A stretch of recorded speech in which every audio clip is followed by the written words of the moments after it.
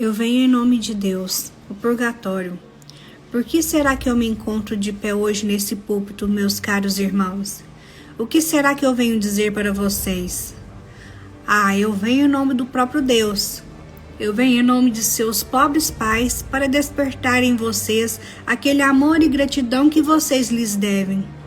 Eu venho para refrescar suas memórias novamente, toda a ternura e todo o amor que eles deram a vocês enquanto eles ainda estavam sobre a terra.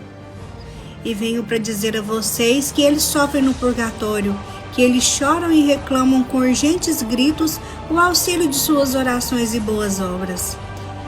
Eu os tenho visto gritando das profundezas daquelas chamas que os devoram. Digam aos nossos filhos, aos nossos parentes, como é grande o mal que eles estão nos fazendo sofrer. Nós nos atiramos aos seus pés para implorar o auxílio de suas orações. Diga-lhes que desde que nós fomos separados deles, nós temos estado queimando em chamas. Quem poderia permanecer tão indiferente diante dos sofrimentos que estamos enfrentando? Você vê, meu caro irmão, você escuta aquela terna mãe, aquele pai devotado e todos aqueles parentes que lhe ajudaram e fizeram parte da sua vida? Meus amigos, eles gritam, livrar-nos dessa dor, você pode. Considere então, meus caros amigos, primeiro, a magnitude desses sofrimentos pelos quais passam as almas do purgatório, e segundo, os meios dos quais dispomos para mitigar esses sofrimentos, nossas boas obras, nossas orações e, acima de tudo, o santo sacrifício da missa. Eu não quero parar neste estágio para provar a existência do purgatório, pois isso seria uma perda de tempo. Espero que nenhum de vocês tenha a menor dúvida a esse respeito. A igreja, a qual Jesus Cristo prometeu a guia do Espírito Santo e a qual, consequentemente, não pode se enganar e nem nos enganar, ensina-nos sobre o purgatório de um modo bem claro e positivo. Isto é uma certeza mais que certa, de que lá é um lugar onde as almas dos justos completam a expiação por seus pecados antes de serem finalmente admitidas na glória do paraíso, o qual, diga-se de passagem, já está assegurado a elas. Sim, meus caros irmãos, isto é um artigo de fé. Se nós não tivermos feito penitência proporcional à gravidade de nossos pecados, ainda que tenhamos sido absolvidos no sagrado tribunal da confissão, nós seremos obrigados a expiar por eles. Nas Sagradas Escrituras há muitos textos que mostram claramente que, embora nossos pecados possam ser perdoados, Deus ainda impõe-nos a obrigação de sofrer neste mundo duros trabalhos temporais ou no próximo através das chamas do purgatório. Veja o que aconteceu com Adão. Porque ele se arrependeu logo depois de ter cometido o pecado original, Deus garantiu a ele que o havia perdoado, mas ainda assim ele o condenou a passar 9 séculos sobre a terra fazendo penitência. Penitências que ultrapassaram qualquer coisa que possamos imaginar. Maldita seja a terra por tua causa.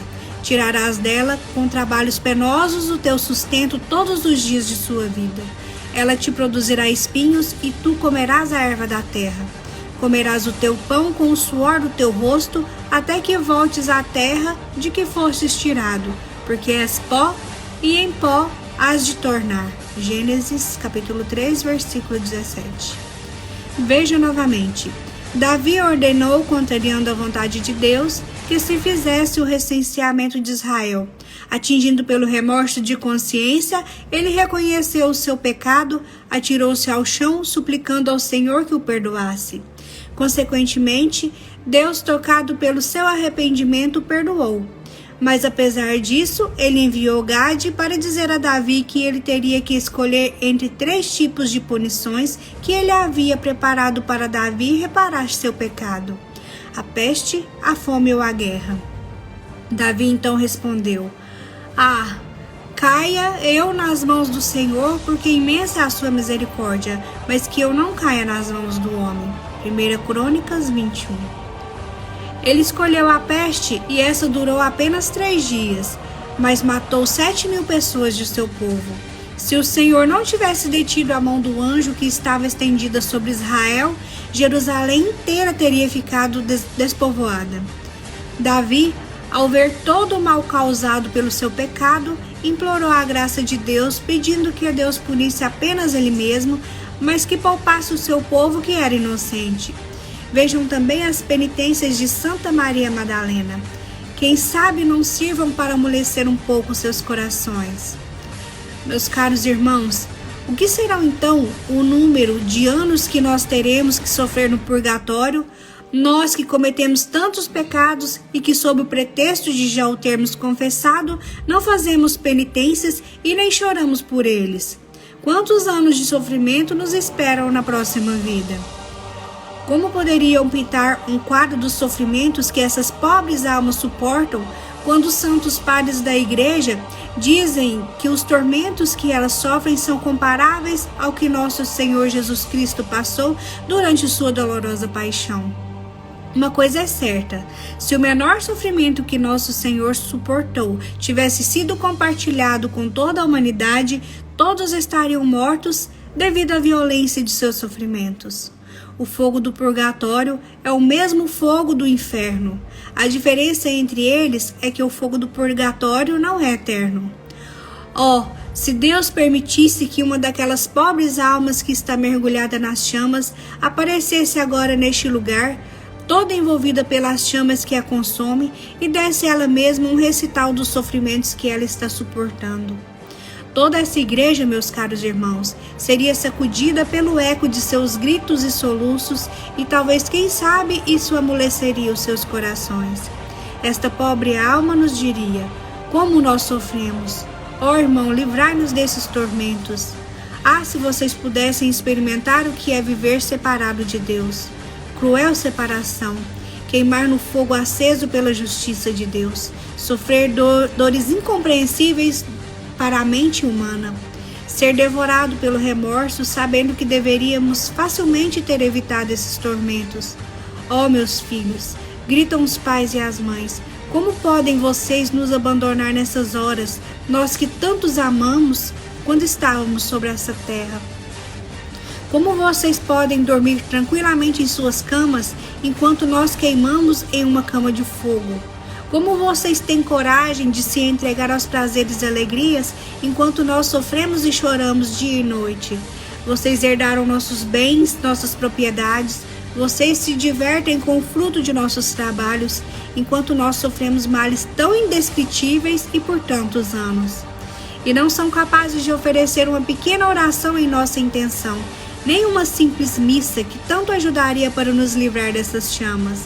Vocês podem aliviar nosso sofrimento, vocês podem abrir nossas prisões e vocês simplesmente nos abandonam.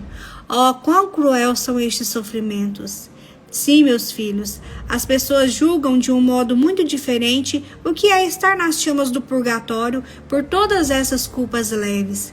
Se é que é possível chamar de leve algo que nos faz suportar punição tão rigorosa.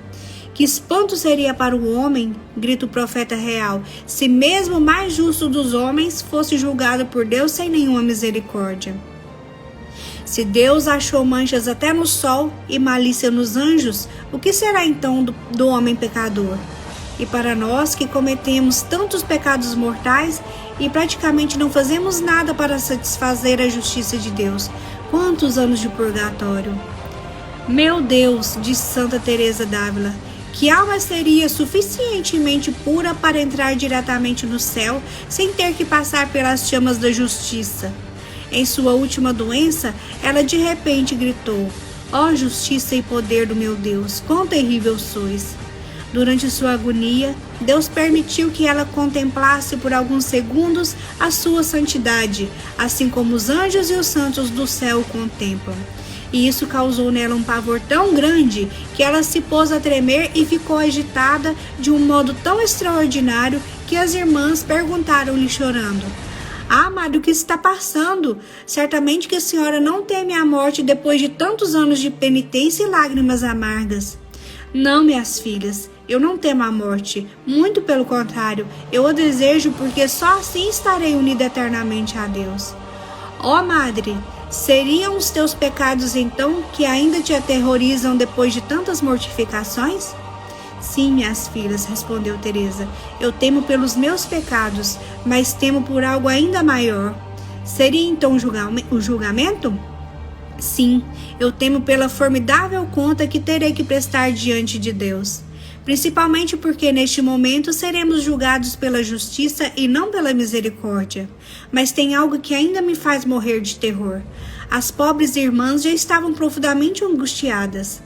Madre, seria por acaso o inferno? Não, respondeu ela. O inferno, graças a Deus, não é para mim. Oh, minhas filhas, é a santidade de Deus. Meu Deus, tende misericórdia de mim. Minha vida será confrontada face a face com o próprio Cristo. Ai de mim se eu tiver a menor mancha ou falha. Ai de mim se eu tiver a menor sombra do pecado. Ai de nós, gritaram as pobres irmãs. O que será então no dia das nossas mortes? O que será então de nós, meus caros irmãos?